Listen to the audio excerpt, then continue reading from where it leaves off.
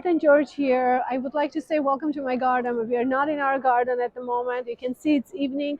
We are in our downtown Castres in southwestern France where we live, and we wanted to take you to a little journey because we are at the Venetian Festival. So you can see all these beautiful buildings downtown of our beautiful city. And right here there is a river going, and because the buildings are inside of the river, they call them Little Venice. And so every year people gather and they do Venetian Festival here.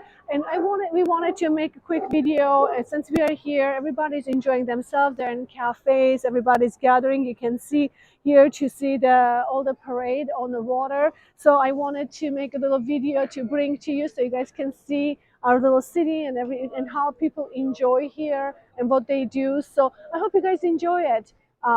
So here we go.